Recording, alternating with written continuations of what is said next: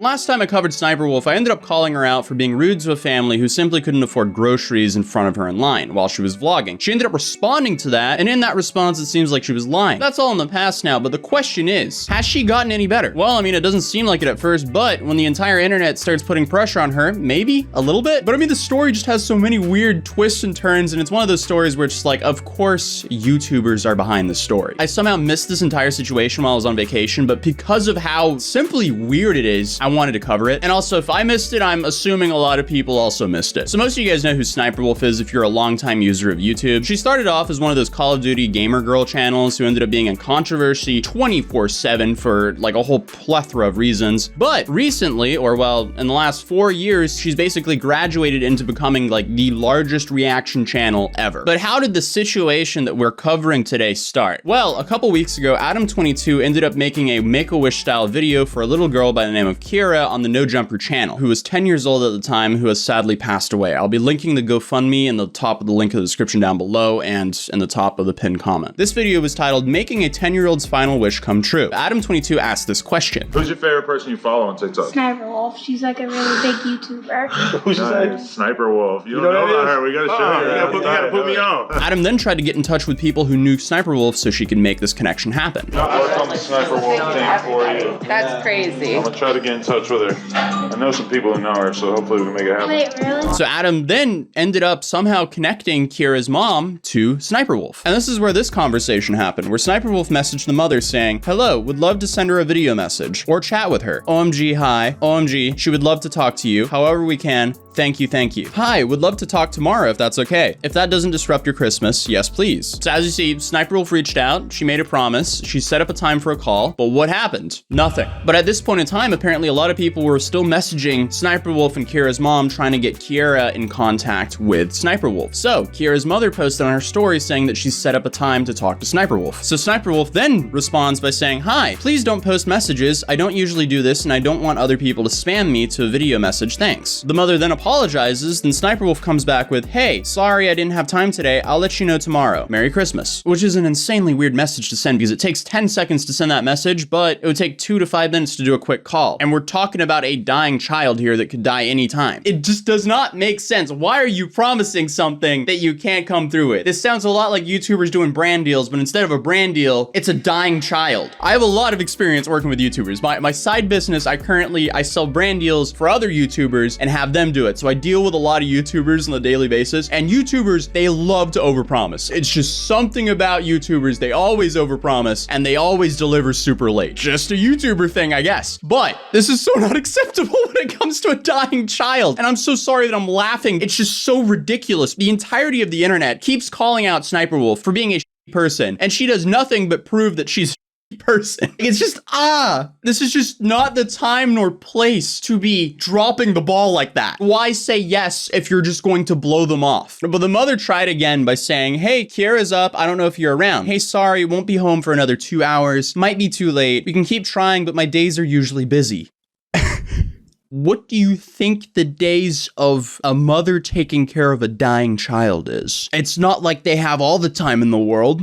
Oh my God, man, I can't believe this is like happened. Like you would think this is a parody, right? But in reality, it's just Sniperwolf being Sniperwolf. Why didn't she just go to the bathroom wherever she was and just do a quick call? At this point, make an excuse, just say, "I have an upset stomach," and then go talk to the girl for 2 to 10 minutes in the bathroom. That would make her life. But I guess she didn't want to do that at the time. Meanwhile, Sniperwolf's posting on her Instagram story that she's having cake. She's out for dinner with her family or friends or something like that. If you're busy, don't say yes. Don't get me wrong. I would not be upset with Sniperwolf if she simply said no, because let's be real. She has 30 million subscribers. There's probably a lot of people who want to talk to her at all times. But simply don't say yes if you can't deliver. But I guess with that response and then the mother seeing my story, the mother then replied, "You know, my daughter looks up to you. She loves you. Watch her whole cancer treatment the past year. It would have been nice for you to just say hi. It's okay, she's dying and literally has days to live. I just tried to make my daughter's last wishes happen. You shouldn't have even reached out because then I could have told her that we tried. I told you messaged, I told her you wanted to say hi, and instead you blew off a dying 10-year-old girl for days. It's all good." She then blocked Sniperwolf. So I don't know if we're missing something here, but clearly Sniperwolf did something to get the point of where the mother of the dying child ended up blocking the hero of her child. That's how much she dropped the ball here. But Sniperwolf apparently then responded, "No need to be rude. I said I would do it. It's Christmas and my family is visiting from out of town." Well, you knew this before you said yes. Man, I guess now would be the time where I would like insert some like angry rant about Sniperwolf, but thankfully she actually made the call happen. After all this blew up, Keemstar of course ran to Twitter with this after, I think it was Adam22 that shared it to Keemstar, then Keemstar brought it to Twitter. So Sniperwolf pretty much had the entirety of the internet pushing her to do this. So Sniperwolf then responded by saying this: "I was trying to schedule a time to talk to her because originally when I tried to talk, there was a time zone difference and Kiera was asleep. So I told her we can try again the next day because I keep my promises. When I tried to reschedule a time that could work for Kiera, I get blocked by the mother. I did not ghost or ignore the child. I kept trying to do it. People saying you could have taken 5 minutes to do it. I wanted to give her more than 5 minutes, which is why I asked to schedule a time. People are saying I horribly ignored this, which is absolutely not what happened. I have also spoken to Kiera privately now as well. I did everything I can to get in contact again, and I have sent her a video message and spent a few hours talking to her. Before any backlash or drama, I never stopped trying." I don't think the timelines really match up for her to not have received backlash or drama before this all happened. I'm calling a little bit BS there. I guess it kind of makes sense to want to give the child more than 5 to 10 minutes, which is why you scheduled, but also time was at the essence there. Thankfully it worked out, but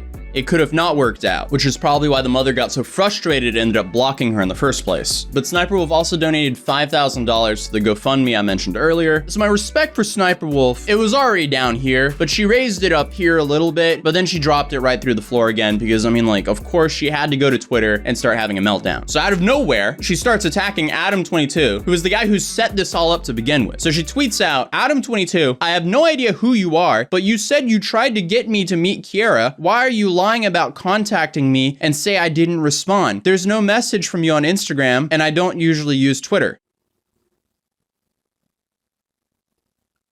He's saying you didn't respond because you ghosted the mom to the point where the mother blocked you. Of course he's going to be like weirded out about this because like it's not that much to ask for you to do, especially after you say yes. If you said no, it would have been fine. But still, the fact that you say yes, then pawn her off for days, it's not a good look, especially if you start going onto Twitter and attacking people who gave you criticism for doing that. So Sniperwolf also tweeted, "Too bad Keemstar was too much of a piece of to contact her mom and ask for an update before twisting the story. Didn't even have the decency to post a GoFundMe in his video or mention Kiera by name." I'm a little bit torn on that one. Keemstar saw this story and was like, yes, something against Sniperwolf to make content on. We could argue all day if he actually cared about Kiera or not, but his job is essentially to report news. And Sniperwolf, big content creator, did something bad. That's a payday for Keemstar. So obviously Keemstar is going to be covering it. Then the argument about like him not mentioning her name, he wanted to make the video around Sniperwolf. He didn't want to make the video around this 10-year-old girl. Because the whole video is based around internet drama, I don't think Keemstar wanted to mix in the dying girl, even though she's kind of at the center of this. But of course, since Keemstar is involved, Ethan Klein has to come in and dunk on him because these two grown men, they will take every single opportunity possible to dunk on each other. So Ethan Klein comes out and says, "This poor girl has cancer and just wants a video message from you, and Keemstar can't help but work overtime to actually try to cause beef between you and her family. It's beyond psychopathic. Glad it was a happy ending though." Keemstar didn't start the beef. Like, the mother blocked Sniperwolf without Keemstar having anything to do with it. I think maybe Keemstar helped connect the mother to Sniperwolf, but I'm not sure of that. He's more or less just blasting Sniperwolf for saying yes, then completely blowing her off. And especially after you say yes and you know this is a terminally ill child with cancer, that should be your number one priority, especially after you say yes. But then of course Keemstar replied, "Only reason Sniperwolf sent the video 72 hours late was because Keemstar told Twitter about her ghosting the terminally ill fan. 2. Sniperwolf hasn't taken any accountability at all for her actions. She is spinning narratives like she's innocent. We will not forget this." I feel so bad for Kiera. Rest in peace. I'm not trying to be rude, but just like the idiocy around this entire situation is so laughable. We have